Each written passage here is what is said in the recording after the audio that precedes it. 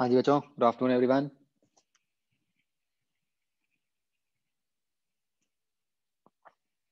आ गए सारे कि नहीं?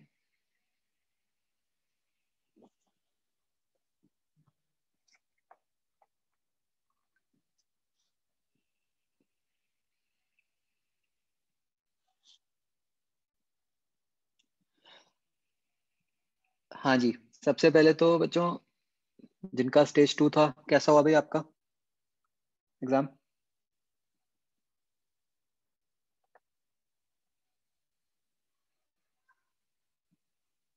Okay, good.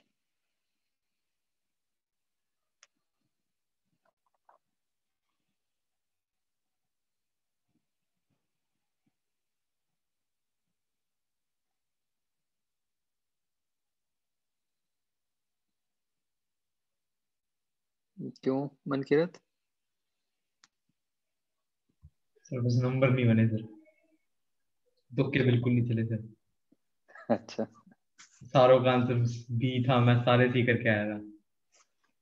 नहीं बट तुक्के मारने की जरूरत क्यों पड़ी? क्योंकि सर पेपर नहीं कंप्लीट हुआ था कोई भी। लेंदी था इसलिए। लेंदी था यार बहुत सारा। सर कंप्लीट होगा तो फिर तो पक्का हो जाता सर। हाँ, हाँ, अभी चांस तो बहुत कम है। अच्छा,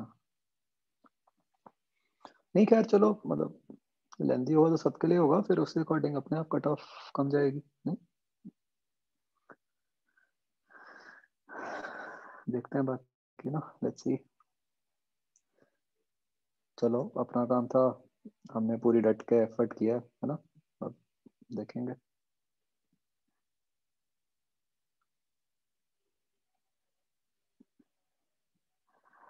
अच्छा, अगली बात अब मुझे बताओ, वो बच्चे जो जिनका स्टेज 2 नहीं था और जो इतनी देर से गायब थे।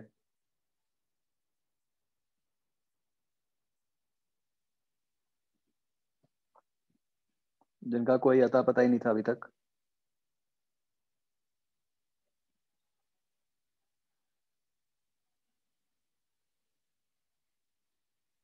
हर्षित मदान,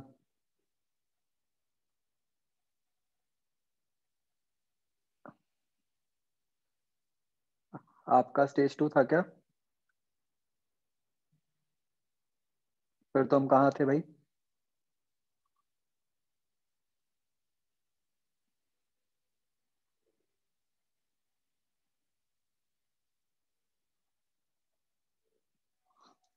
आंसर करो फटाफट, इतना टाइम नहीं है।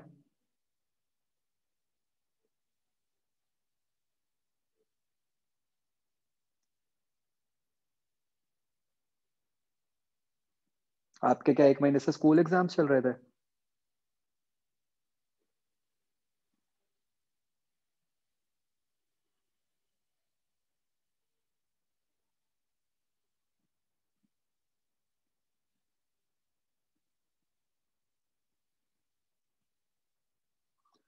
हाँ तो एग्जाम दे, मतलब 1 महीने से एग्जाम दे रहे थे क्या आप?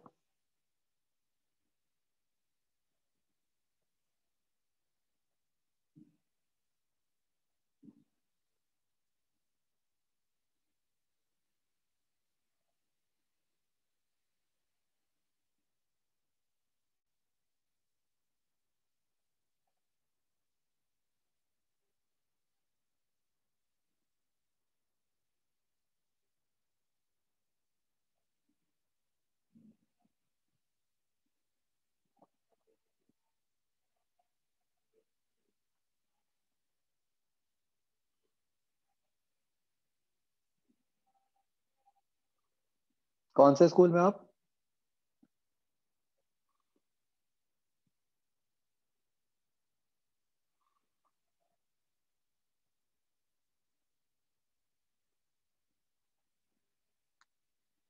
अपोलो में तो बिल्कुल ही कुछ नहीं कहते यार वो।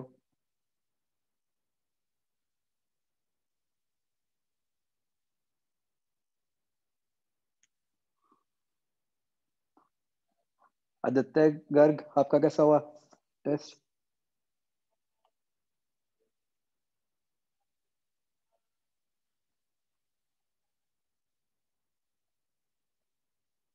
Okay,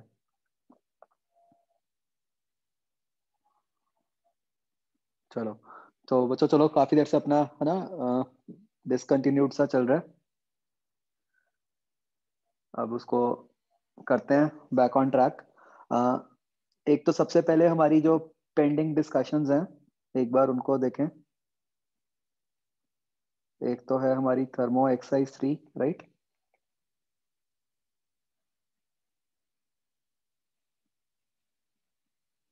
SHM exercise 3, correct. इसके अलावा भी है कुछ बच्चों?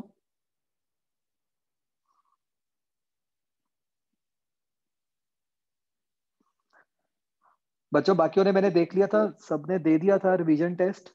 मुझे एक आस्था का नहीं दिखा था कल।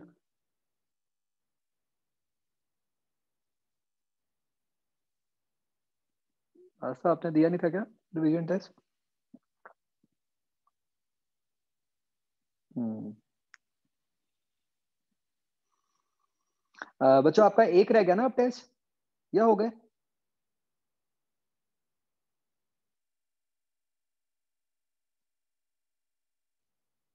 ठीक है।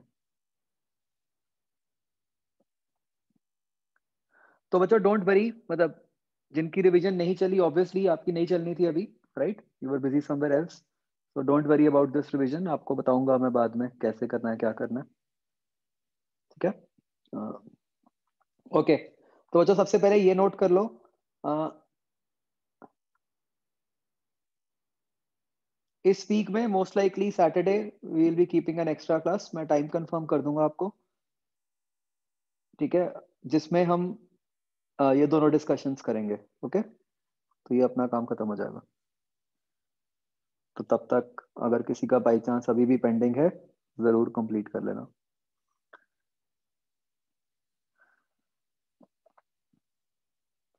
तो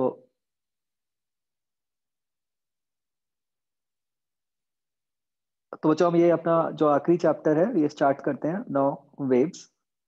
ठीक है। अ, ये बच्चों एक बड़ा मतलब डिफरेंट सा चैप्टर है कंपेयर टू जितने भी चैप्टर्स हमने अभी तक पढ़े हैं। रीजन बीइंग कि यहाँ पे थोड़ा मतलब विजुअलाइजेशन कम हो जाती है। ठीक है। तो लेट्स सी, मुझे बताओ बच्चों, क्या समझ आता है आपको वेव से? What is a wave?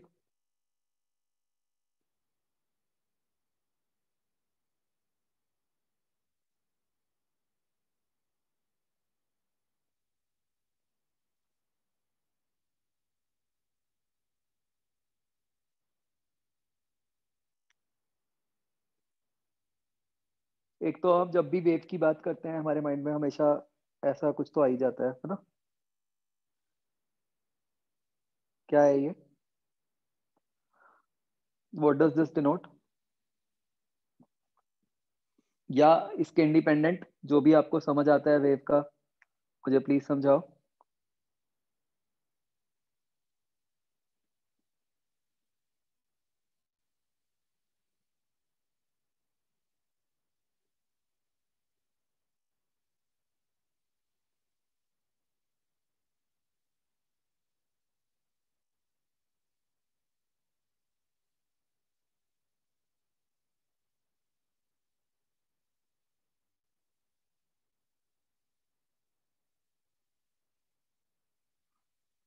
बोलो बच्चों, क्या समझ आता है वेव से?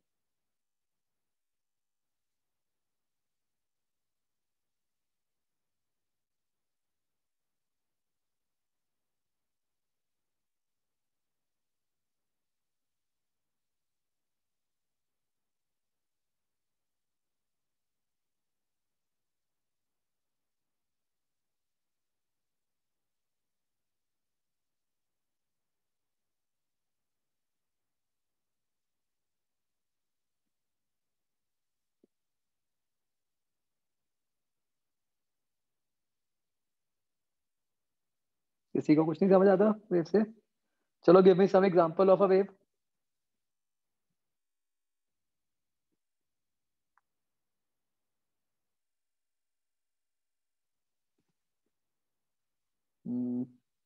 Light, sound.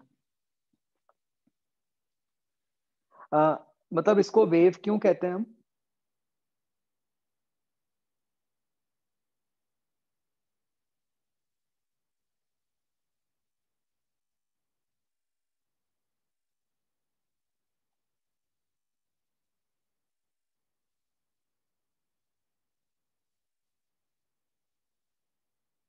Why is light a wave or sound a wave?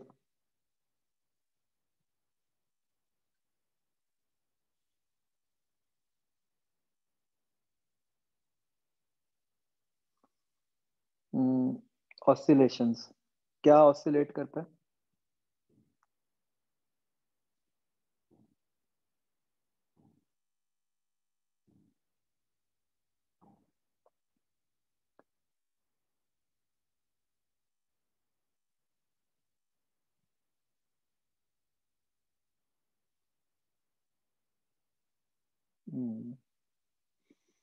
Okay,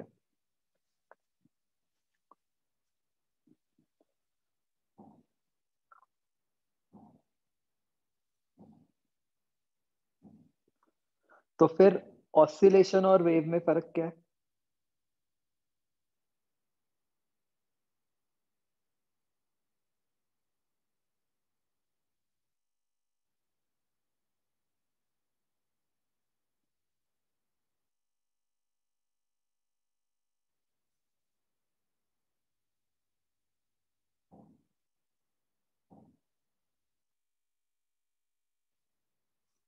okay, so let's understand this carefully now कि हम वेव बच्चों किसको कहते हैं, ठीक है? अ, इसके हम कुछ दो तीन एग्जांपल्स लेते हैं। मैं अभी लाइट और साउंड नहीं ले रहा, ठीक है? विल टेक सच एग्जांपल्स जहां से हमें जल्दी क्लियर हो। बच्चों एक सिंपल केस हो सकता है, जैसे आपने ये कोई पक्का वीडियो या प्रैक्टिकल किया होगा। जैसे अगर हम ऐसे मान लो एक फ्लोर के ऊपर हम ऐसे कार्ड्स प्लेस कर दें रेगुलर इंटरवल्स पे, ठीक है? तो अब आपने अगर ऑब्वियसली पहले कार्ड को डिस्प्लेस किया, डिस्टर्ब किया, तो एक एक करके सारे कार्ड्स गिरते रहते हैं, करेक्ट? इसको शायद डोमिनोज कहते हैं, if I am not wrong. तो यहां पे आपने क्या किया? आपने फर्स्ट कार्ड को डिस्प्लेस किया, लेकिन सारे कार्ड्स डिस्प्लेस होते जा रहे हैं, करेक्ट? फर्स्ट से सेकंड, सेकंड से थर्ड, थर्ड से फोर्थ, फोर्थ से fifth and so on.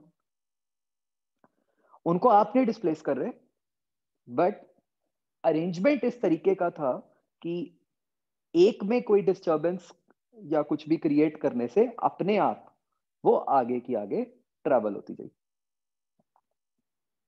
Correct? ऐसी अगर हम एक और एग्जांपल लें, लेट अस से, have you ever heard of the game, शायद कभी खेली हो, क्या कहते हैं उसको, चाइनीज विस्पर कहते हैं।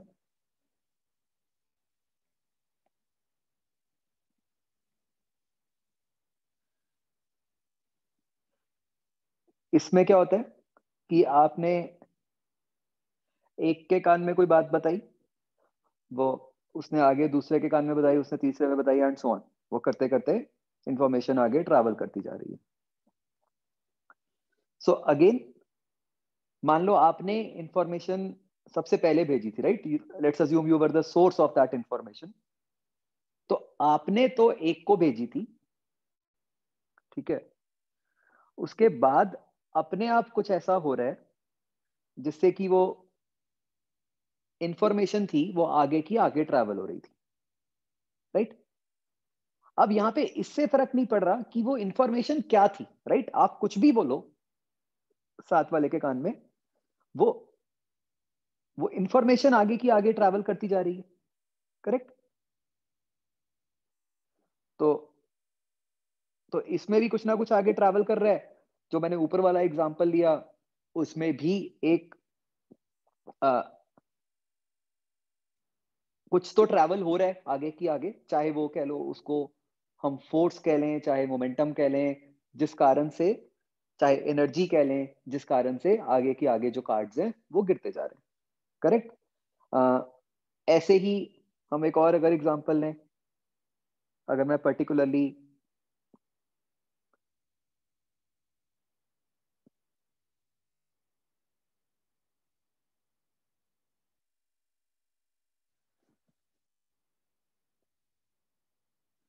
बच्चों एक सेकंड।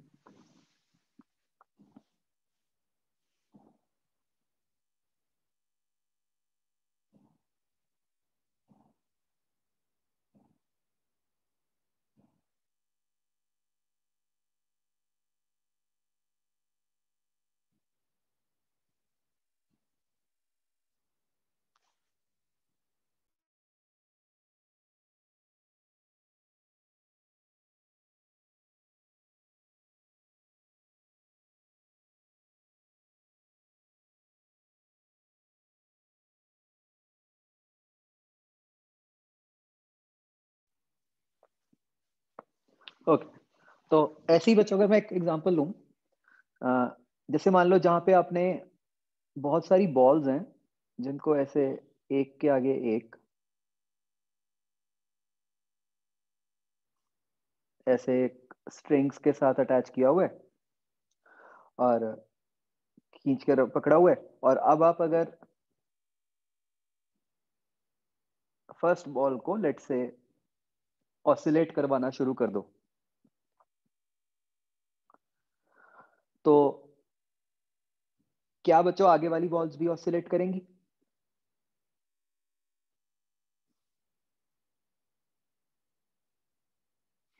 राइट। तो इन अ वे बच्चों क्या हो रहा है कि जितने मैंने एग्जांपल्स लिए, हम उन सब में जो भी इंफॉर्मेशन, ठीक है, आई एम मतलब मैं जान के इंफॉर्मेशन वर्ड बच्चों यूज कर रहा हूं ताकि हम मतलब किसी physical term like force, velocity, momentum, उनमें एनर्जी, इनमें कंफ्यूज ना हो। हमें तो मतलब फंडामेंटली ये समझना है कि जो कुछ भी हम पहले पार्टिकल के साथ कर रहे हैं वो आगे की आगे ट्रांसमिट होता जा रहा है, राइट, जिसको मैं इंफॉर्मेशन वर्ड बोल रहा हूं broadly. So information is travelling from left to right, right.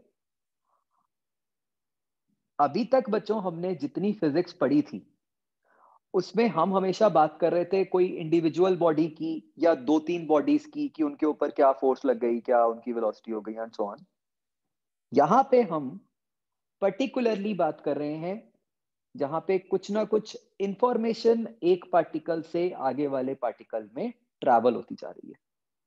बच्चों मुझे कोई एग्जांपल दो जहां पे हमने ऐसी कुछ बात की है जहां पर भी कुछ ना कुछ ट्रैवल कर रहा था।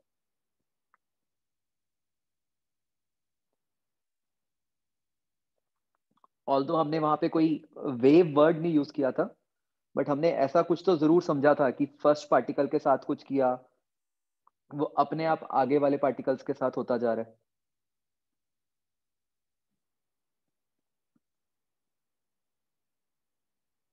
कंडक्शन, याद करो, कंडक्शन में ऐसा हो रहा था ना कि पहले पार्टिकल को वाइब्रेट किया, उसकी वाइब्रेशन आगे वाले में ट्रांसफर होती जा रही थी, एंड सो ऑन।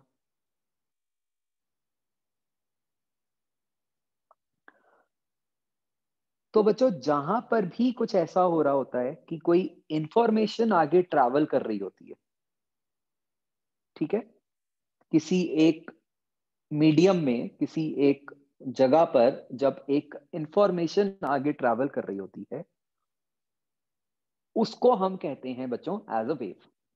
ठीक है। अगेन बच्चों आई विल एम्फसाइज कि वो इंफॉर्मेशन क्या है डज नॉट मैटर। ठीक है ना, जैसे मैंने फर्स्ट एग्जांपल लिया वहां पे आप पार्टिकल को मतलब कार्ड को टुवर्ड्स राइट गिरा रहे हो।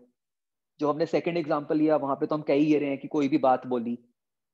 ठीक है, थर्ड में हम बॉल्स को ऊपर नीचे कर रहे हैं। तो इंफॉर्मेशन क्या है वो अलग अलग हो सकती है, ठीक है। व्हाट इज इंपॉर्टेंट इज कि इंफॉर्मेशन आगे ट्रांसफर होनी चाहिए, ठीक है। तो जब आपके पास बहुत सारे पार्टिकल्स हैं और एक पार्टिकल से दूसरे पार्टिकल तक इंफॉर्मेशन ट्रांसफर हो रही है, ठीक है, उसको हम कहते हैं एज अ वेव, ठीक है। इसको हम इंफॉर्मेशन भी कह देते हैं, इसको हम डिस्टर्बेंस भी कह देते हैं, ठीक है, कुछ भी कह दो। द पॉइंट इज कि it should be transferring from one body to another, ठीक है। तो यहाँ पे हम कंडक्शन भी लिख लेते हैं और अब इसके आगे लिख लो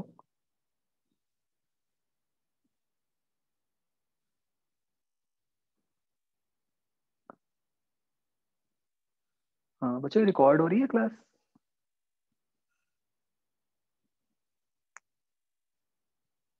हाँ ठीक है, ओके। तो नाउ वी कैन राइट कि a wave is a traveling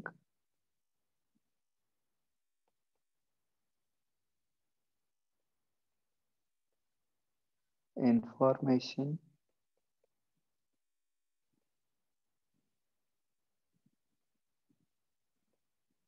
or disturbance in a medium।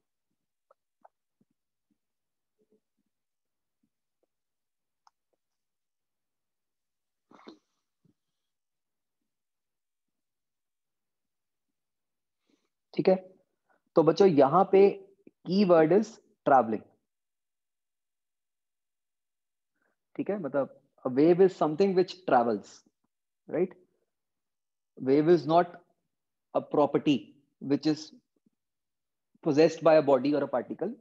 Wave is something which travels, right? ये बिल्कुल वो हीट वाली बात है, ख्याल है आपको?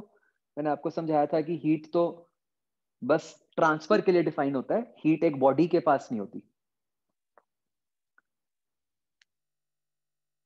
ऐसे ही हम देखें तो वेव भी क्या है, एक तरह से ट्रांसफर ही तो है ना, आगे के आगे जाता जा रहा है कुछ।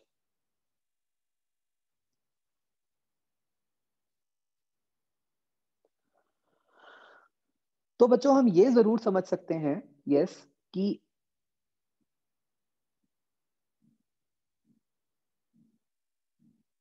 मतलब अगर हम फर्स्ट एग्जांपल लें बच्चों, यहां पे अगर मैं ये कार्ड्स को बहुत दूर दूर लगा दूं, क्या इंफॉर्मेशन एक कार्ड से दूसरे कार्ड में ट्रैवल होएगी?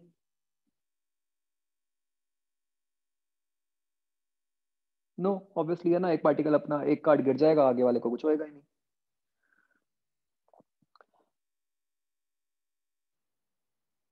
ऐसे ही हम आगे, जैसे अब ये जो कंडक्शन है, हमें पता है कंडक्शन भी तभी पॉसिबल होती है जब पार्टिकल्स बहुत पास पास होते हैं, नहीं तो एक पार्टिकल की वाइब्रेशन आगे वाले पार्टिकल में जाएगी ही नहीं। ये जो मैंने बॉल्स वाला एग्जांपल बनाया हुआ है, इसमें भी आप समझ सकते हो कि अगर बॉल्स के बीच में थ्रेड नहीं लगा हुआ होगा, बॉल सारी इंडिपेंडेंट है, तो ऑब्वियसली एक बॉल से आगे दूसरी बॉल तक कोई इंफॉर्मेशन नहीं जाएगी, राइट?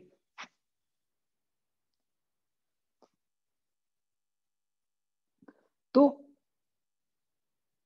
इंफॉर्मेशन ये जो है बच्चों, ये मतलब जो ट्रैवल करेगी, this will definitely depend upon कि आपका जो मीडियम है उसकी क्या प्रॉपर्टीज है, राइट? एंड ये भी हो सकता है कि depending on the type of information अलग अलग प्रॉपर्टीज चाहिए हो, है ना। किसी टाइप ऑफ इंफॉर्मेशन के लिए कोई और प्रॉपर्टी चाहिए, किसी टाइप ऑफ इंफॉर्मेशन को ट्रैवल करवाने के लिए कुछ और प्रॉपर्टी चाहिए। जैसे अगर मैं एग्जांपल लूं, अगर हम हीट का ही एग्जांपल लें कि भाई अगर तो कंडक्शन करवानी है तब तो बहुत आसान है कि पार्टिकल्स को आप सीधा, मतलब तब पार्टिकल साथ साथ होने चाहिए। बट अगर आपको रेडिएशन करवानी है रेडिएशन में भी तो ट्रांसफर हो रहा है, बट रेडिएशन के लिए पार्टिकल साथ नहीं होने चाहिए, करेक्ट? तो मतलब किस टाइप की इंफॉर्मेशन ट्रैवल कर रही है, उसके हिसाब से जो आपका मीडियम है उसकी अलग अलग प्रॉपर्टीज होंगी, ठीक है? तो व्हाट वी कैन ब्रॉडली से इज कि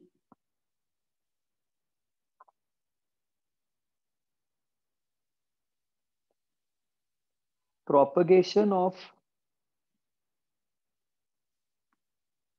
wave in a medium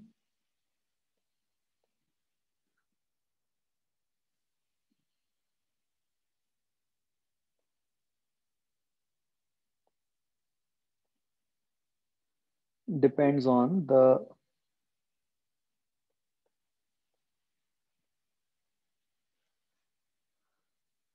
properties of the medium, ठीक है? तो हमें ये कोई पता नहीं होना चाहिए, जितना पता होना चाहिए हम आगे धीरे धीरे बात करते जाएंगे, बट हमें मतलब ब्रॉडली ये पता होना चाहिए कि भाई कहीं ना कहीं तो मीडियम की प्रॉपर्टीज का कुछ ना कुछ रोल है एक वेव को ट्रैवल करवाने के लिए,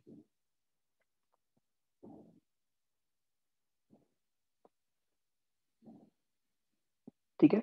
स्टिल अभी हमें ये नहीं समझ आया है, ये जो हमने पहले बनाया था कि वो साइन कर्व कॉस कर्व, कि वो कब बनती है, क्या बनती है, उसका वेव के साथ क्या रिलेशन है, राइट नाउ हमने उसकी कोई बात नहीं की है। हम तो अभी बस समझ ही रहे हैं कि वेव होती क्या है, ठीक है? फॉर दैट मैटर अभी कई जगह आपको ये नहीं क्लियर हुआ होगा, मतलब इसको पढ़ के भी, कि जैसे हम लाइट की बात करते हैं तो भाई लाइट में ऐसा क्या है जो आगे की आगे ट्रांसफर होता जा रहा है ना? हो सकता है साउंड में भी अभी हमें ना समझ आ रहा हो कि क्या चीज है जो आगे की आगे ट्रैवल कर रही है, ठीक है? तो वो धीरे धीरे हमें क्लियर होता जाएगा बच्चों।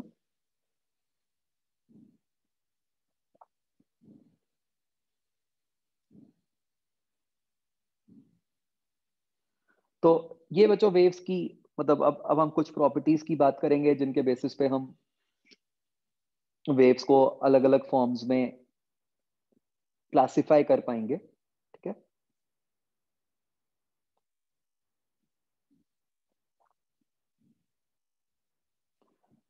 तो one such categorization of waves is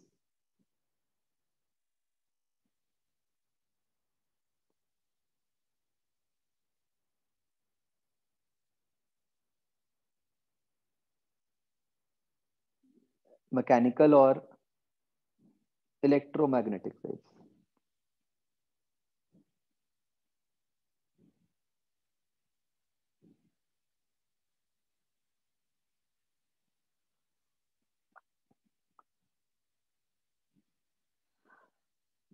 तो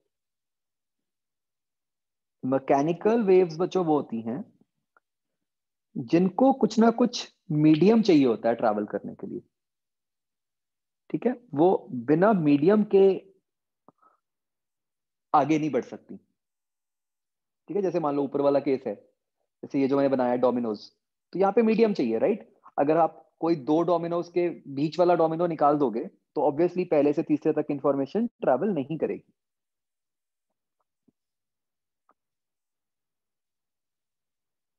तो ये वो वेव्स हैं जिनको कुछ ना कुछ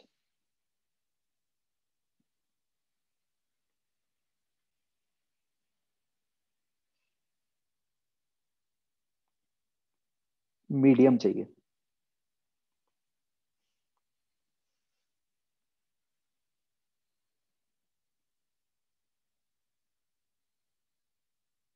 फिजिकल मीडियम। इसके अगर हम एग्जांपल्स की बात करें बच्चों, ऐसी कौन सी वेव्स होंगी? जैसे बच्चों साउंड आपने सुना होगा कि साउंड को क्या मीडियम चाहिए? एयर चाहिए उसको, right? Without air sound cannot travel, ठीक है? ऊपर वाले हमने जितने भी एग्जांपल्स किए की बात की, उन सबको मीडियम चाहिए?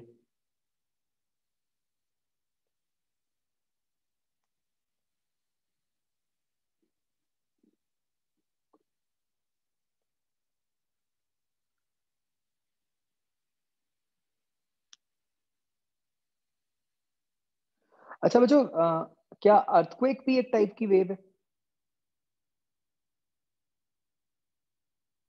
Yes, right.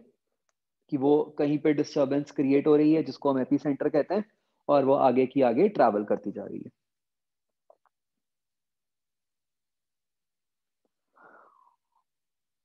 वो डिस्टरबेंस हमें समझ आता है कि दैट इज क्लियरली, वो डिस्टरबेंस किस टाइप की होती है? Vibrations, right. कि वो वाइब्रेशंस आगे की आगे ट्रैवल करती जा रही हैं, जहां पे भी अर्थक्वेक पहुंचेगा वहां पे वाइब्रेशन होनी शुरू हो जाएगी।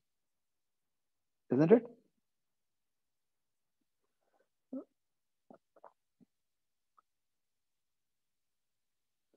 और इसकी जो बच्चों दूसरी,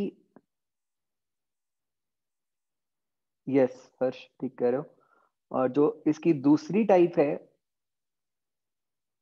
उसको हम कहते हैं एज ईएम वेव्स।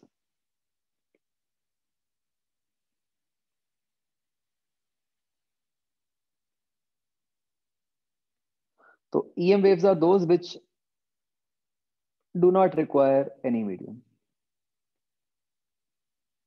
इसका कोई एग्जांपल सोच सकते हो बच्चों? ऐसी कोई डिस्टरबेंस जो बिना मीडियम के ट्रैवल कर जाती है? Yes, light.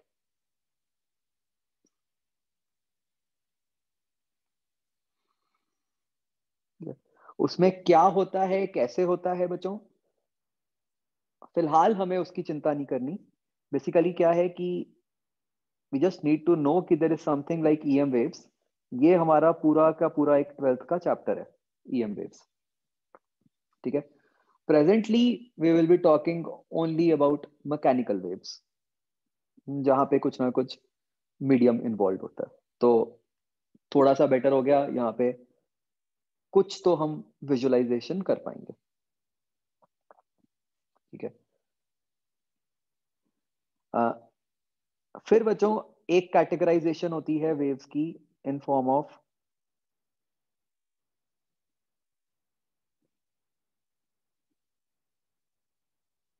ट्रांसवर्स और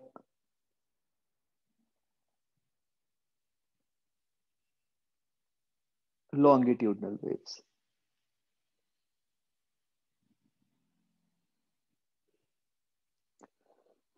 तो इसमें क्या होता है बच्चों, देखो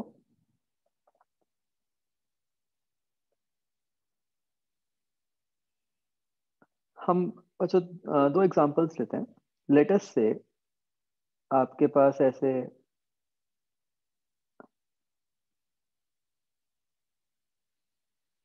बहुत सारी बॉल्स हैं।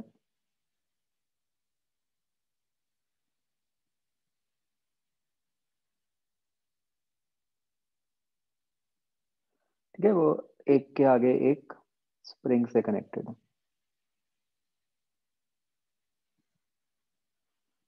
नवदा आपका कैसा हुआ स्टेज 2? सर ठीक हो गया। ओके, आपको भी लेंदी लगा? Yes sir.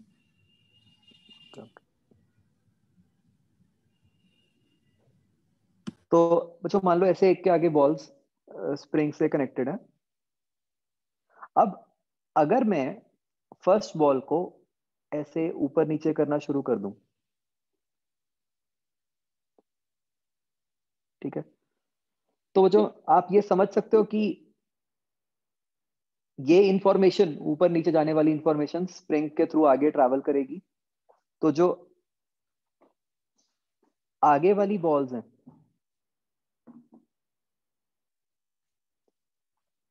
ये भी ऊपर नीचे ट्रैवल करेंगी, राइट?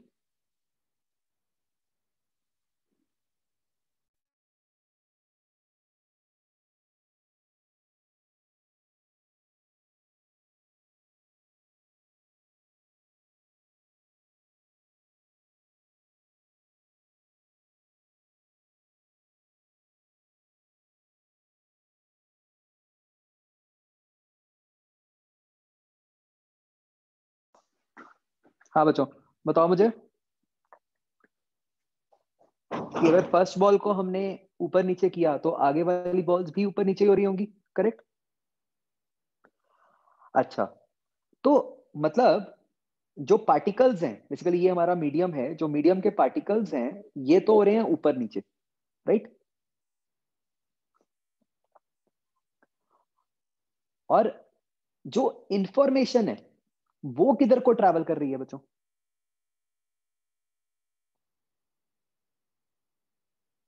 वो तो ऐसे आगे को ट्रैवल कर रही है ना, लेफ्ट टू राइट।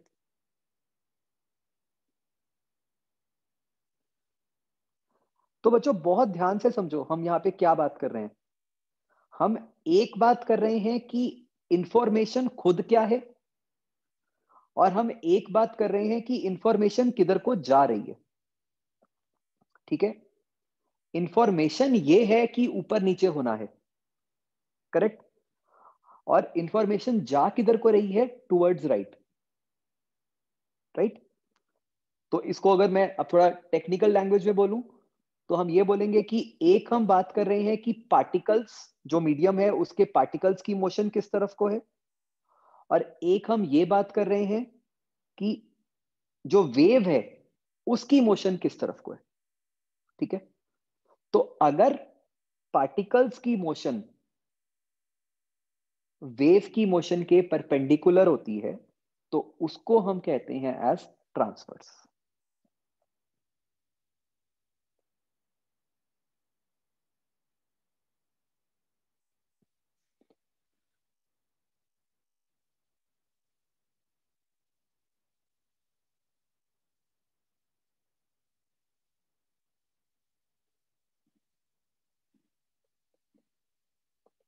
तो ये हमने बस डिफाइन ही इस तरह से किया होगा।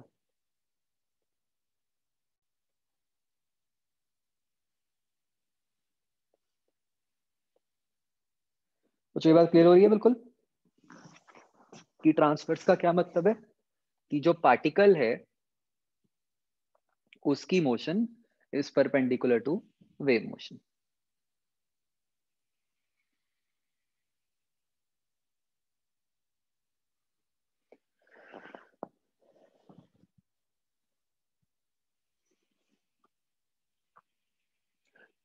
और यहीं पे बच्चों अगर मैं इसी को दूसरी फॉर्म में करूं,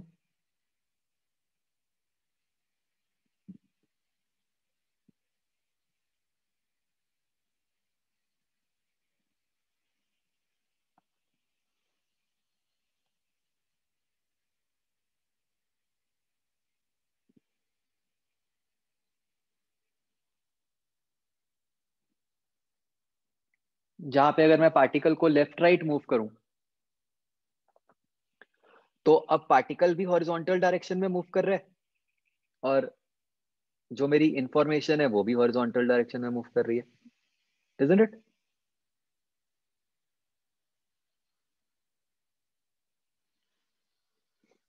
तो इसको हम कहते हैं as longitudinal motion.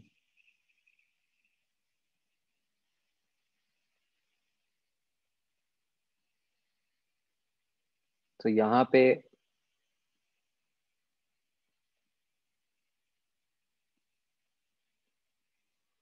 Particle motion is parallel to wave motion.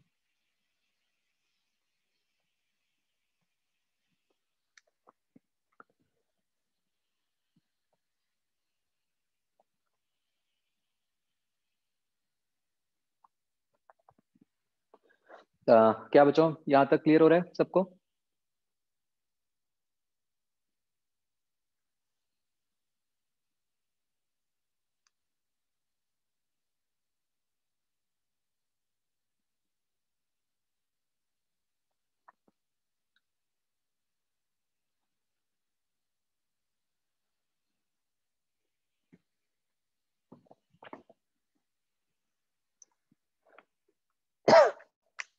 Okay, तो बच्चों ऑफ कोर्स कोई ऐसा जरूरी नहीं है कि पार्टिकल ऐसे ही मूव करे, वो तो डिपेंड करता है हमारे हाथ में। हम ऐसा भी क्रिएट कर सकते हैं, something like this.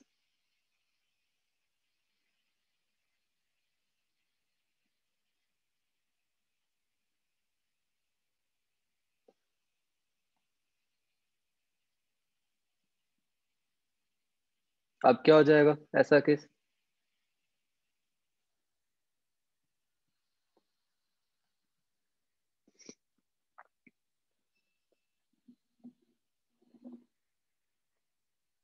This is like a combination, right? So this becomes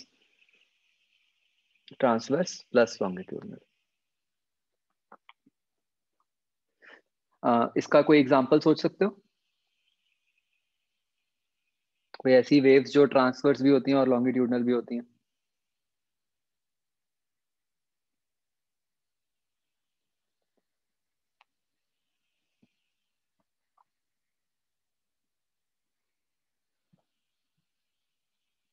जो बच्चों सी के अंदर वेव्स बनती हैं,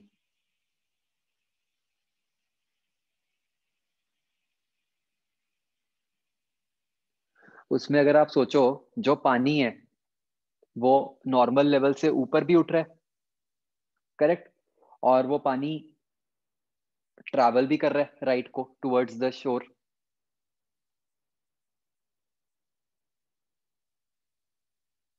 राइट?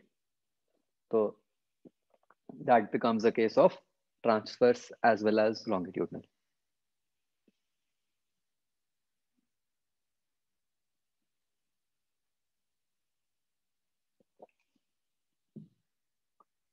ये बच्चों क्लियर हो गया सबको?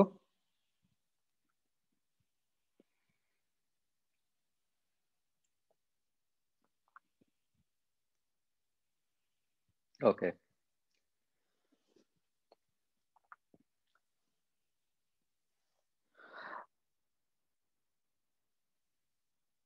अब बच्चों जैसे मैं आपको कह रहा था पहले कि कहाँ पे कौन सी वेव बन सकती है, दैट डिपेंड्स ऑन कि मीडियम की कैसी प्रॉपर्टीज हैं, राइट? तो उसके हिसाब से हम यहाँ पे थोड़ा सा क्लासिफाई कर सकते हैं। जैसे बच्चों सॉलिड्स के अंदर ट्रांसवर्स और लॉन्गिट्यूडनल दोनों टाइप्स की वेव्स बन सकती हैं, कोई दिक्कत नहीं है, ठीक है?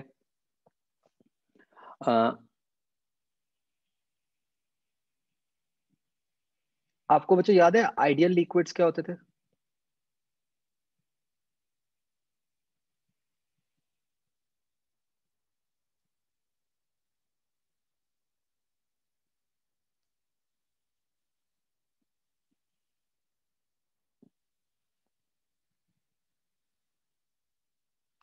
एक तो नॉन विस्कस, और क्या था जिसमें कोई शियर फोर्सेस नहीं होती थी, मतलब सरफेस टेंशन नहीं थी, करेक्ट?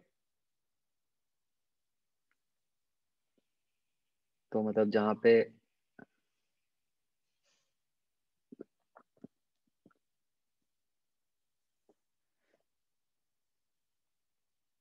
मतलब मुझे याद है जिसमें मैंने आपको बताया था कि इस केस में सिर्फ लिक्विड की सरफेस के परपेंडिकुलर फोर्स लग सकती है, लिक्विड अपनी सरफेस के पैरेलल फोर्स नहीं लगा सकता।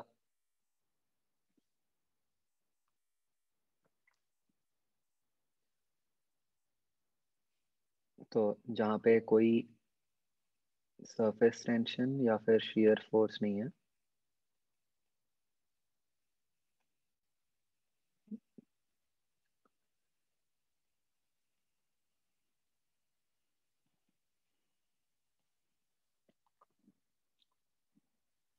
तो आइडियल लिक्विड्स में बच्चों सिर्फ लॉन्गिट्यूडनल वेव बन सकती है, वहां पे ट्रांसवर्स वेव नहीं बन सकती,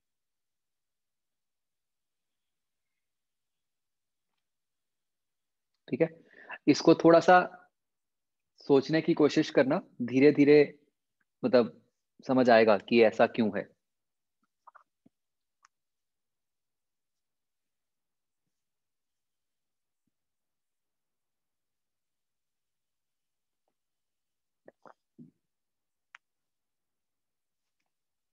और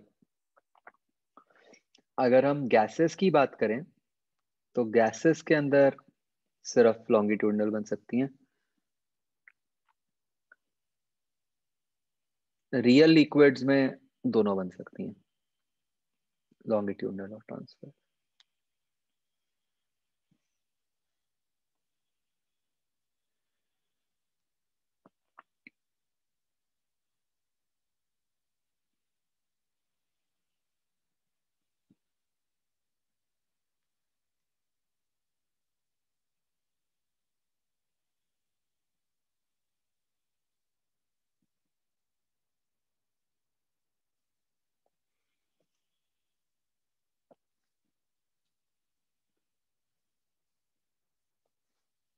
लाइट के लिए तो लाइट को तो मीडियम ही नहीं चाहिए ना।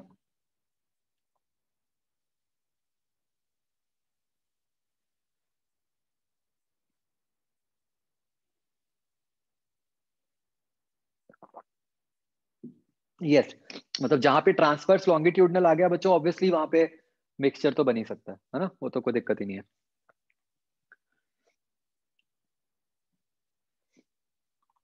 जो थोड़ा सा आपको, जैसे मैं अगला एग्जांपल लूंगा उससे समझ आएगा कि ये कैसे पता चल रहा है। जैसे अगर मैं स्ट्रिंग लूं बच्चों,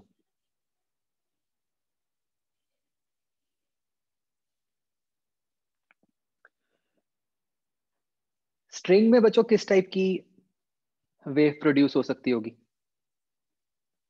अगर हम ऊपर वाले एग्जांपल्स देखें। स्ट्रिंग, स्प्रिंग नहीं, स्ट्रिंग।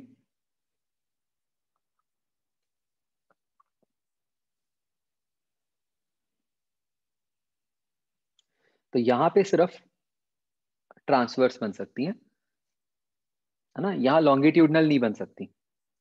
ये आपको थोड़ा सा आइडिया लगेगा यहाँ पे अगर हम देखें कि अगर बच्चों मैं फर्स्ट वाली बॉल को लेफ्ट राइट डिस्प्लेस करने की कोशिश करूंगा तो क्या होगा।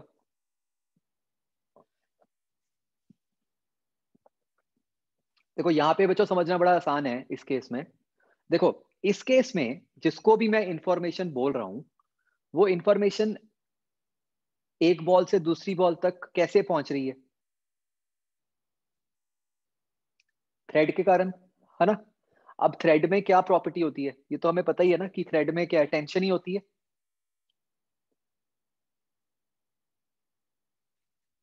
जो कोई भी दो बॉडीज को अगर हम आपस में थ्रेड से कनेक्ट करते हैं, है ना, तो उन दो बॉडीज के बीच में जो भी एक लिंक सा बनता है वो थ्रेड की टेंशन के कारण ही बनता है ना।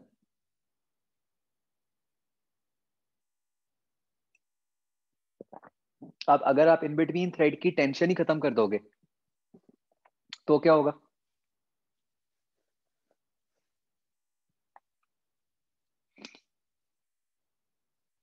तो ऑब्वियसली कोई इंफॉर्मेशन आगे जाएगी ही नहीं,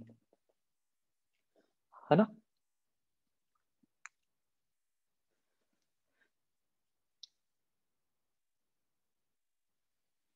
तो इसलिए थ्रेड के केस में हम सिर्फ ट्रांसवर्स पे भी प्रोड्यूस कर सकते हैं। स्प्रिंग के केस में जैसे हम ऊपर देख ही सकते हैं, स्प्रिंग तो एक प्रॉपर सॉलिड ही हो गया। तो मैंने मतलब थ्रेड अलग से इसलिए लिखवा दिया ताकि आप ये मत कंफ्यूज हो कि थ्रेड भी तो सॉलिड ही है। अब थ्रेड एक्चुअली बिल्कुल पतला सा हो गया तो उसकी प्रॉपर्टीज थोड़ी सी अलग हो गई। स्प्रिंग में तो हम देख ही सकते हैं ऊपर की लॉन्गिट्यूडनल ट्रांसफर्स दोनों बन सकती हैं।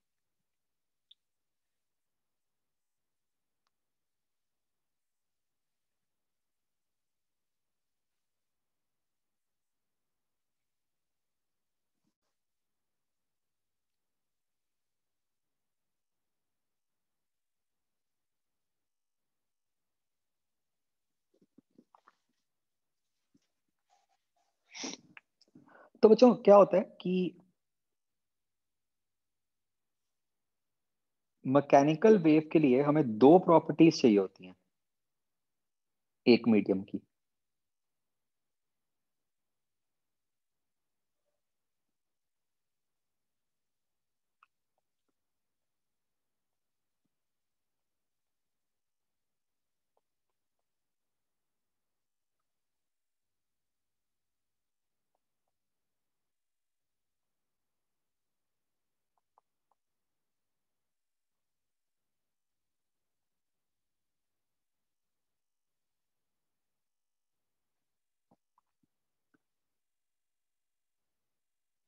ये दो प्रॉपर्टीज बच्चों क्या हैं।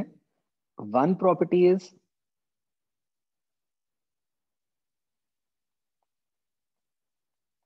Elasticity,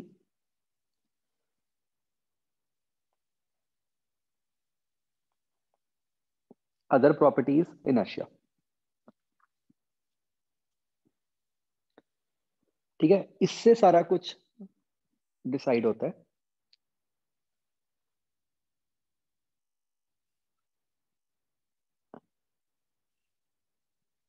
let me show you how. ये बॉल्स वाला एग्जांपल लेते हैं हम।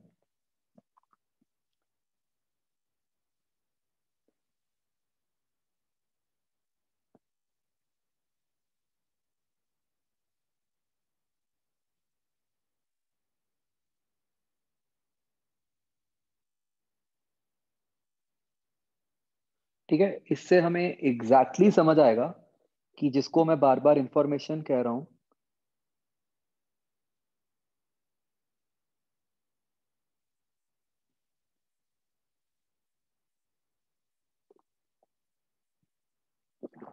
ओके बच्चों मेरे पास एक डाउट आया है, ये हो सकता है किसी और को भी कंफ्यूजन हुई हो।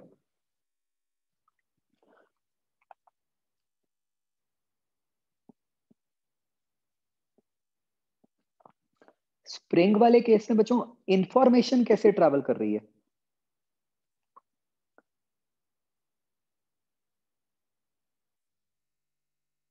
मतलब जैसे इन बिटवीन, जैसे अगर मैं ये थर्ड केस लूं या फर्स्ट केस लूं, इन बिटवीन स्प्रिंग जो है वो टेढ़ा भी हो जाएगा, है ना? तो वो जो फोर्स लगा रहा होगा वो डायगोनल डायरेक्शन में लगा रहा होगा या कुछ होगा, तो उससे फर्क नहीं पड़ रहा हमें, राइट? हम तो ये बात कर रहे हैं कि जो हमारे अलग अलग पार्टिकल्स हैं, वो पार्टिकल्स तो सारे हॉरिजॉन्टल डायरेक्शन में पड़े थे। तो स्प्रिंग की हेल्प से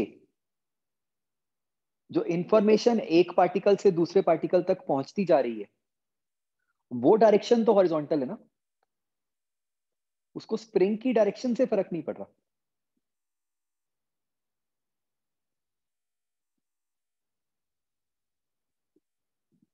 ओके चलो। हम्म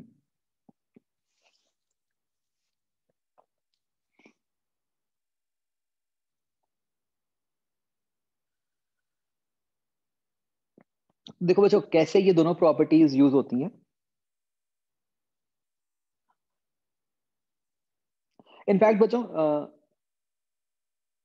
यही दो प्रॉपर्टीज, आपको ख्याल है कि यही दो प्रॉपर्टीज एसएचएम में भी यूज होती हैं?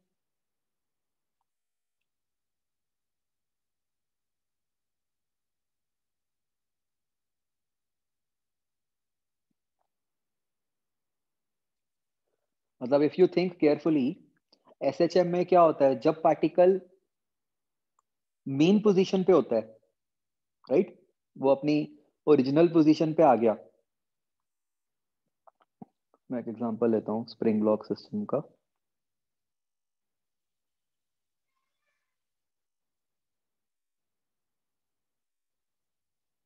ये लेट से उसकी इक्विलिब्रियम पोजीशन बन गई बच्चों, ठीक है, जहां से आपने उसको डिस्टर्ब किया और उसने ऐसे ऊपर नीचे होना शुरू कर दिया।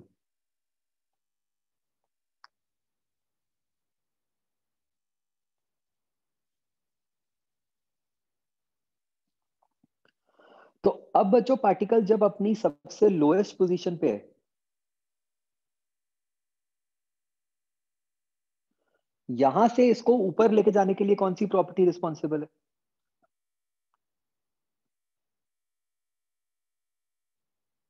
इलास्टिसिटी, है ना?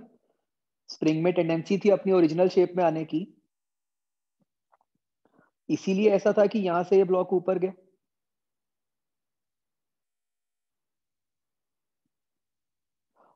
एंड जब स्प्रिंग मीन पोजीशन पे आ गया, तब तो इलास्टिसिटी का कोई काम नहीं है, स्टिल ब्लॉक ऊपर जा रहा है। वो क्यों गया? इनर्शिया के कारण, है ना? उसके पास एक मोमेंटम आ गया था,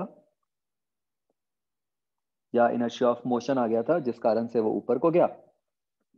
तो बेसिकली क्या हो रहा है, ये दोनों प्रॉपर्टीज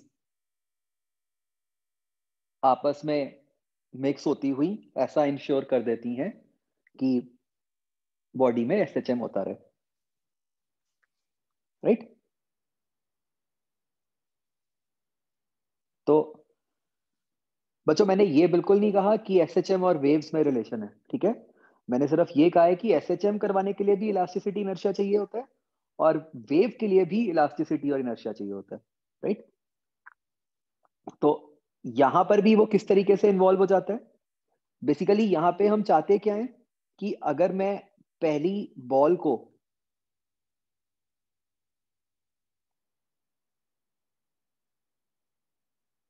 डिस्प्लेस कर रहा हूं ऊपर नीचे, तो उसके आगे वाली बॉल भी ऊपर नीचे डिस्प्लेस हो, ठीक है?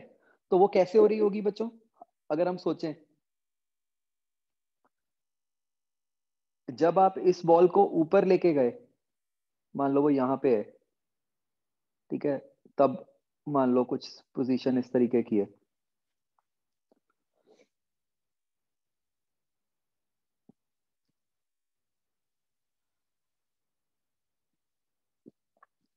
तो ये बॉल हमें क्लियरली दिख रहा है कि ये जो ग्रीन डॉटेड थ्रेड बन गया उसमें टेंशन आ गई, है ना, जिस कारण से साइड वाली बॉल भी खिंचेगी। अब टेंशन जो प्रॉपर्टी है वो किसके कारण आती है?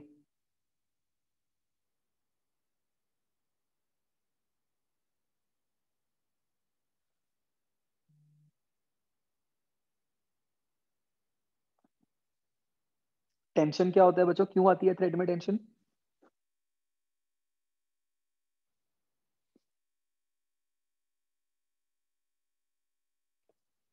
मतलब अंडरलाइंग प्रॉपर्टी तो उसमें क्या होती है, इलास्टिसिटी होती है ना।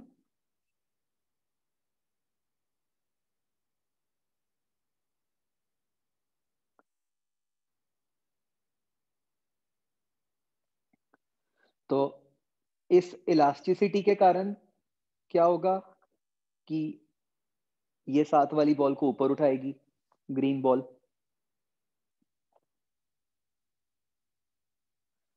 अब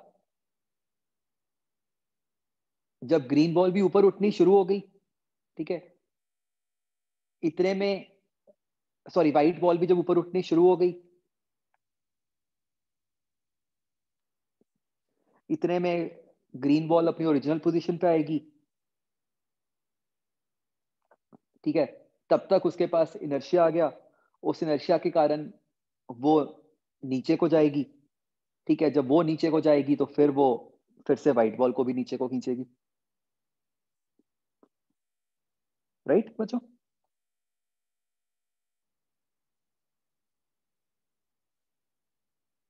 तो तो मतलब आपको कोई ऐसे डिटेल में नहीं जानने की जरूरत होती, कोई आपसे मतलब ऐसे नहीं पूछेगा कभी भी एग्जैक्टली कि क्या हो रहा है कैसे हो रहा है। What you need to know is broadly कि बस ये दो प्रॉपर्टीज चाहिए होती हैं, इलास्टिसिटी एंड इनर्शिया। अगर ये नहीं होंगी, हम आगे देखेंगे भी कि जो हमारे रिजल्ट्स बनेंगे वो भी किसी ना किसी ये इन दो प्रॉपर्टीज को यूज करते हुए ही बन रहे होंगे। हमें मतलब अगर ये प्रॉपर्टीज नहीं होंगी तो वेव ट्रैवल ही नहीं कर सकती होगी, वी विल सी, ठीक है।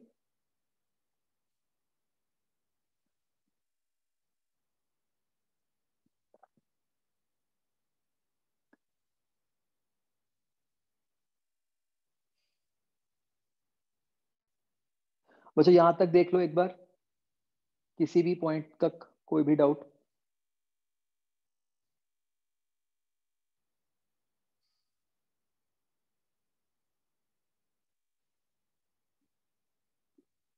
देख लो, टेक 2 मिनट्स, थोड़ा नया सा कंसेप्ट है।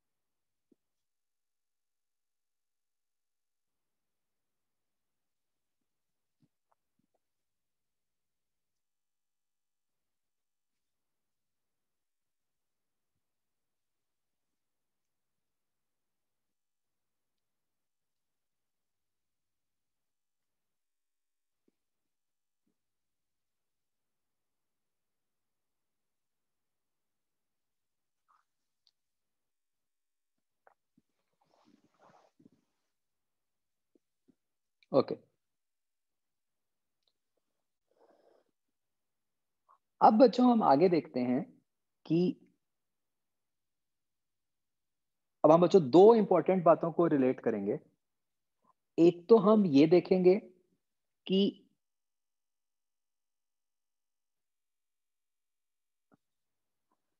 जो हमारी वेव है, मतलब जो वेव को हम हमेशा साइन कॉस कर्व सा बनाते थे, उसके साथ क्या रिलेशन है, और एक हम ये देखेंगे कि वेव का एसएचएम के साथ क्या रिलेशन है।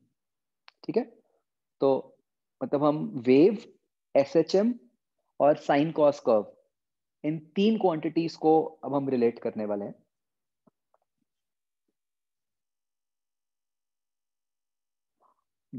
ये बच्चों हम, अगर आप देखो, हम बात यही कर रहे थे टाइप, मतलब हम वेव्स की अलग अलग क्लासिफिकेशंस कर रहे हैं, राइट। तो बच्चों वेव की ऐसे ही एक और क्लासिफिकेशन होती है जिसको हम कहते हैं एज अ साइनोसॉइडल वेव। ठीक है, हमारे काम का जो है वो साइनोसॉइडल है, इसके करस्पॉन्डिंग जो और नाम आते हैं वो स्क्वायर आता है, एंड ऐसे अलग अलग टर्म्स आती हैं। मतलब जितनी भी आपने बेसिकली ज्योमेट्रिक प्रॉपर्टीज, शेप्स पढ़ी हुई हैं, वो आप कोई भी यहाँ पे शेप्स कह सकते हो। ठीक है, हमारे काम की जो हम बात करेंगे वो है साइनोसॉइडल। अब बच्चों इसको बहुत ध्यान से समझना है हमें कि क्या मतलब है साइनोसॉइडल वेव का। मैं फिर से यही एग्जांपल लेता हूं, एक स्ट्रिंग के मतलब अलग अलग पार्टिकल्स ऐसे स्ट्रिंग्स के साथ कनेक्टेड है।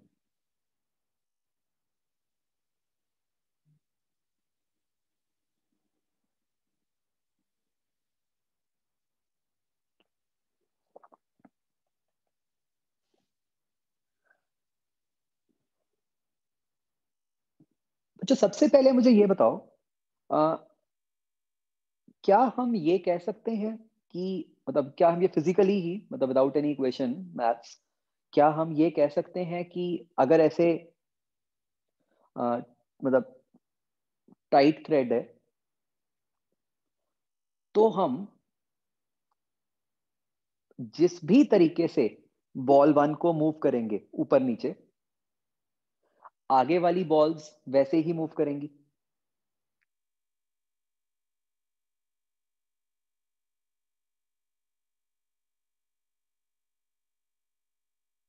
मुझे आंसर चाहिए सबका।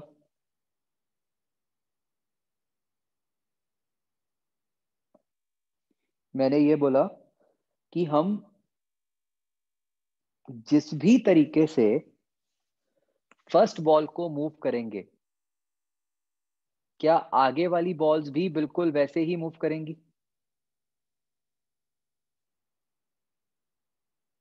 हाँ, मतलब I am talking in transverse direction only, longitudinal नहीं।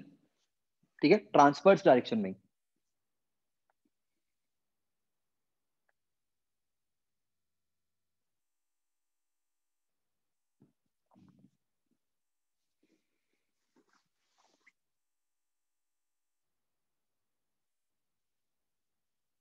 ठीक है, एंड लेट्स अज्यूम कि आइडियल केस है, कोई मतलब रेजिस्टिव फोर्स वगैरह नहीं है,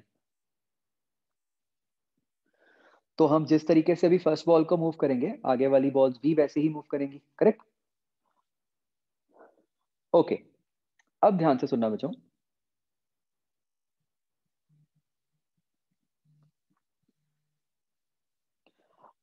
अगर हम ऐसा करें कि हम फर्स्ट बॉल को एसएचएम करवाना शुरू कर दें, तो क्या आगे वाली बॉल्स भी एसएचएम करेंगी?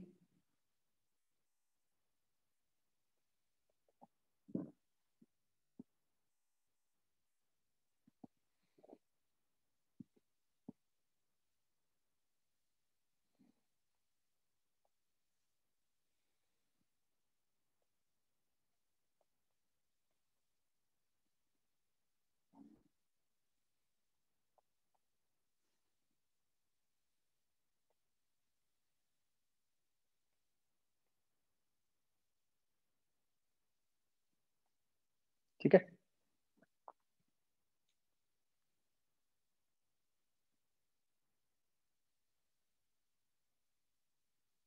अगेन लेट मी रिपीट, अगर फर्स्ट बॉल एसएचएम करेगी तो आगे वाली बॉल्स भी एसएचएम करेंगी।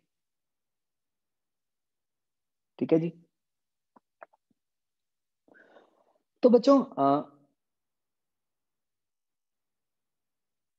इमेजिन करो कि आपकी फर्स्ट बॉल एसएचएम कर रही थी, ठीक है, तो आगे वाली बॉल्स भी एसएचएम कर रही हैं, ठीक है। और ऐसे में अगर आप मतलब आप कंटिन्यूअसली फर्स्ट बॉल को ऊपर नीचे कर रहे हो, ठीक है, इसको अप डाउन करते जा रहे हो, ऐसे में आगे वाली बॉल्स की भी एक मोशन बनी हुई है,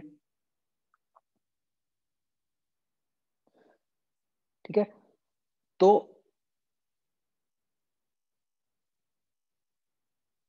मुझे एक minute, I think I have a animation for this, मैं आपको वो दिखाता हूँ, जस्ट अ मिनट।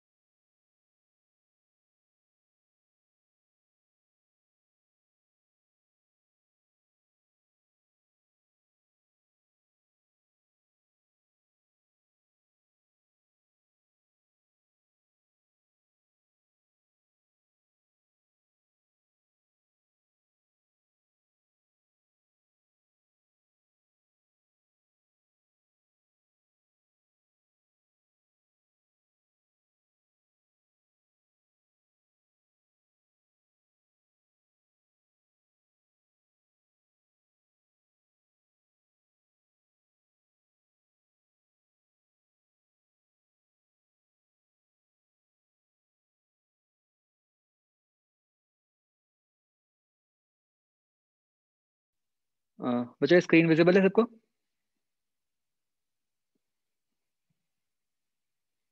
ओके।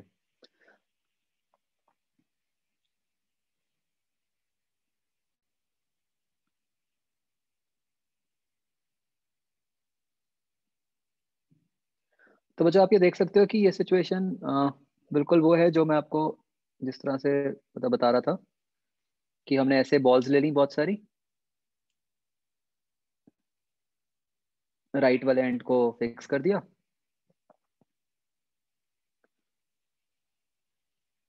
और मतलब राइट एंड पे क्या हो रहा है that is not our botheration right now. तो अब जैसे देखो, ये मैं इस चीज को लेट से मैं एक बार इसको मूव करता हूँ, तो just observe the other balls, ठीक है।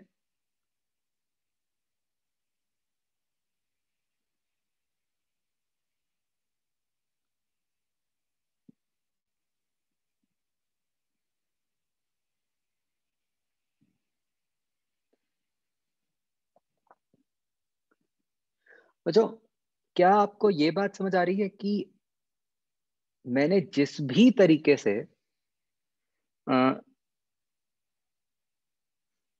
फर्स्ट बॉल को मूव किया था, बाकी सारी बॉल्स भी वैसे ही मूव कर रही हैं, ठीक है। आप ना इंडिविजुअल बॉल को देखना, हमने जिस ग्रीन बॉल को पकड़ा हुआ है उसको देखो आप, और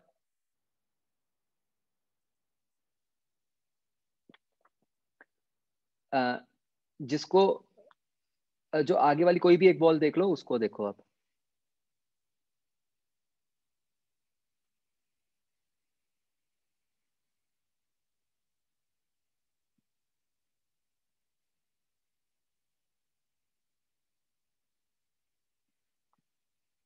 हाँ बच्चों बताओ।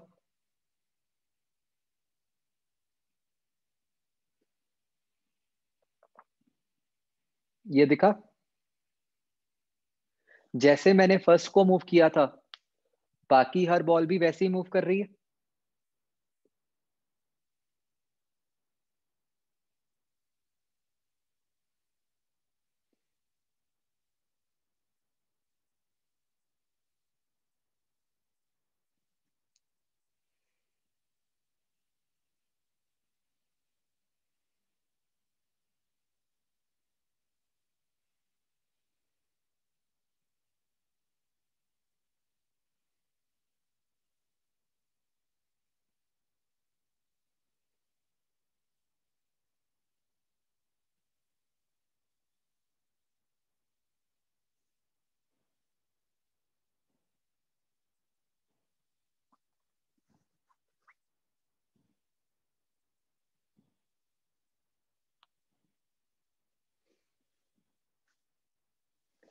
ओके।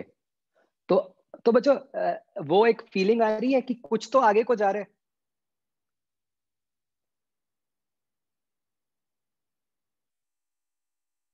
है ना। बट आप ये देख रहे हो कि कोई भी इंडिविजुअल बॉल नहीं है जो आगे को जा रही है,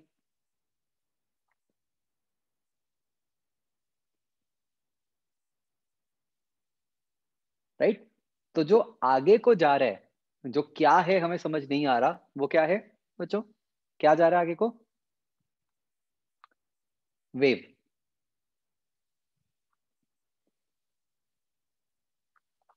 ठीक है।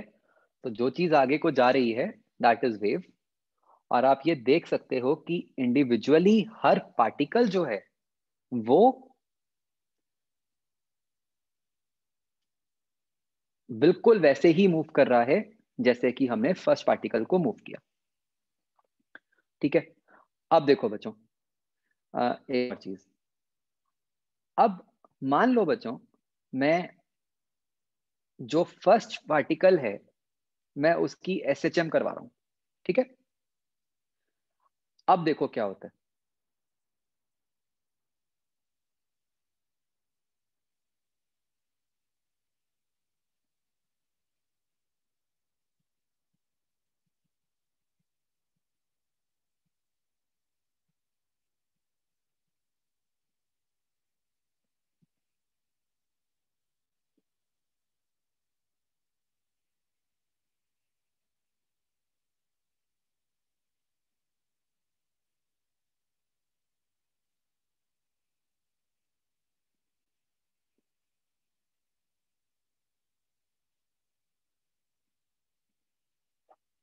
Okay, I think this must have solved many of your answers. जो पहले जो क्वेश्चंस कोई माइंड में होते होंगे, काफी क्लैरिटी आई होगी। हमने बच्चों फर्स्ट पार्टिकल को एसएचएम करवाया, क्या आगे वाला हर पार्टिकल भी एसएचएम कर रहा है?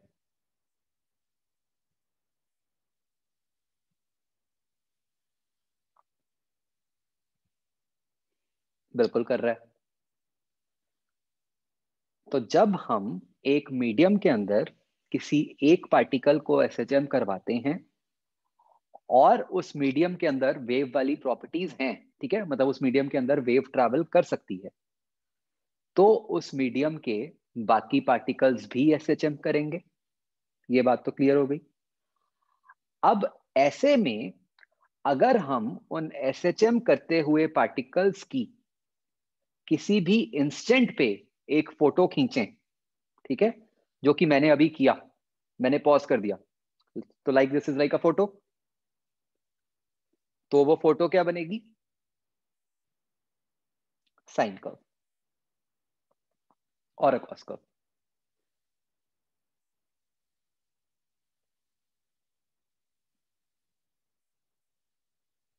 क्या ये बात बच्चों समझ आ रही है?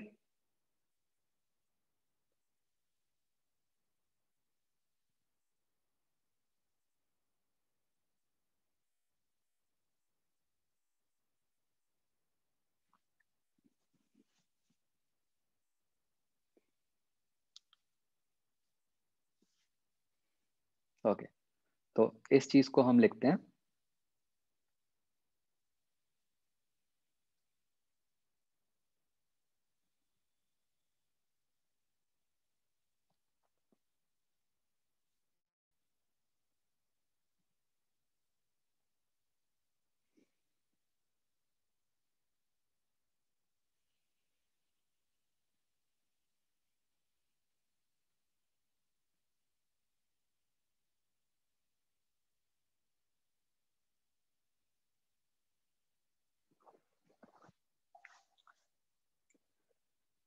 तो बाकी पार्टिकल्स भी एसएचएम कर रहे होंगे, और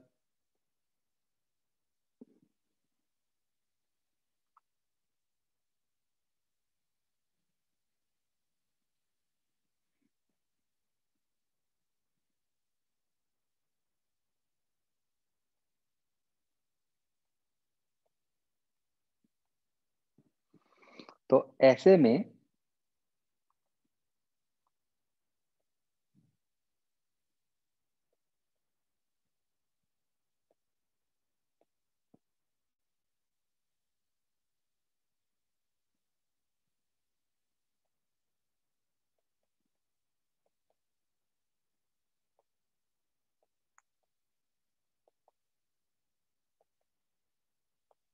snapshot of the string at any instant will be a sine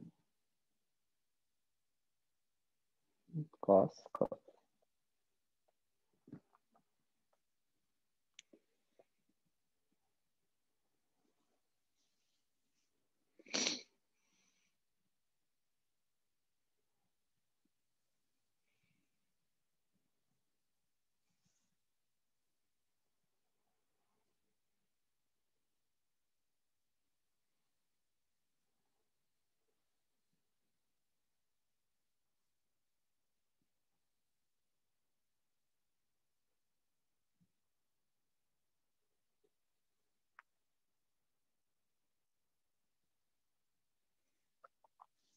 क्या बच्चों ये बात क्लियर हो गई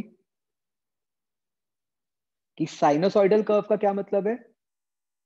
कि जब आप स्नैपशॉट लो तो वो स्नैपशॉट साइन या कॉस कर्व में होना चाहिए, ठीक है। ऐसे ही अगर मैं कहता स्क्वायर कर्व, तो स्क्वायर कर्व का मतलब होता कि अगर आप कुछ स्नैपशॉट लो किसी इंस्टेंट पे, तो वो स्नैपशॉट कुछ स्क्वायर की फॉर्म में हो, ठीक है, या ट्राइंगल की फॉर्म में हो, या वॉट, ठीक है। और हमें एक्स्ट्रा ये पता चल गया कि ऐसा कब होता है, कब एक साइनोसॉइडल कर्व बनती है, जब हम पार्टिकल को एसएचएम करवाते हैं, ठीक है। तो जैसे अब स्क्वायर कर्व है तो एकदम हमारे माइंड में नहीं आ रहा कि वो कैसे मूव करवाएं पार्टिकल को कि वहां स्क्वायर कर्व बनेगी, और हमें वो चाहिए भी नहीं, वी आर नॉट बॉदर्ड, ठीक है। हमारे को साइनसॉइडल कर्व ही पढ़नी है। उसके लिए हमें पता चल गया कि भाई ये कब बनेगी, जब हर पार्टिकल एसएचएम कर रहा होगा, ठीक है बच्चों। तो we study sinusoidal waves only. उसके बच्चों दो रीजंस हैं। एक तो नेचर में हमें जितने भी टाइप की वेव्स देखने को मिलती हैं दे आर मोस्टली साइनसॉइडल, जैसे light, sound etcetera, all these are sinusoidal. दूसरा, इनकी maths is relatively simple compare to any other wave, ठीक है।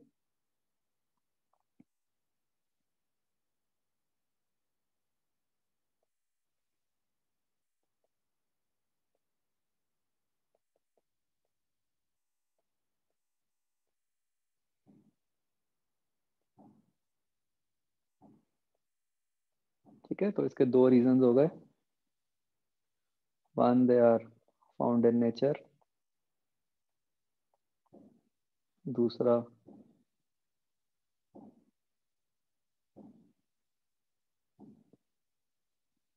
Easy math.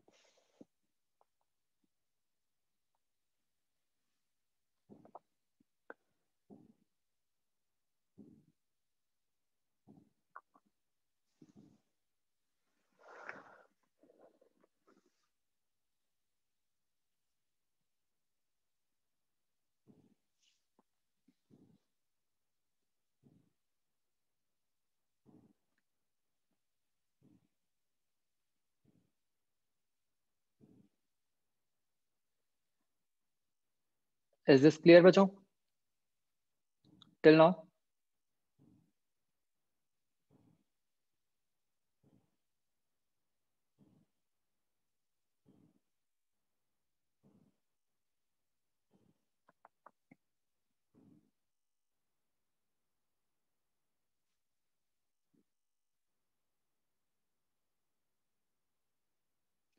नहीं, ये क्योंकि हमने स्ट्रिंग वाला एग्जांपल लिया है इसलिए हम यहाँ पे ट्रांसवर्स वेव की बात कर रहे हैं, ठीक है।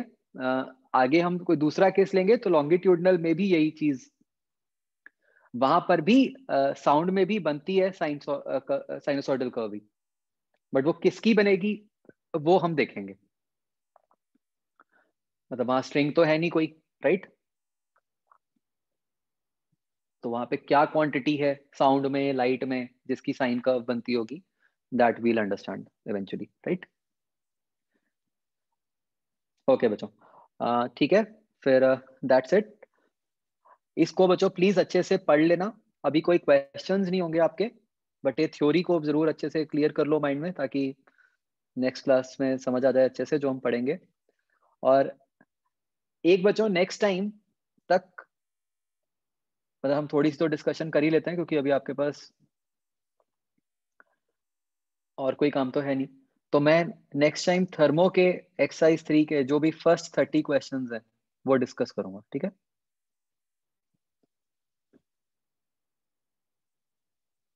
चलो,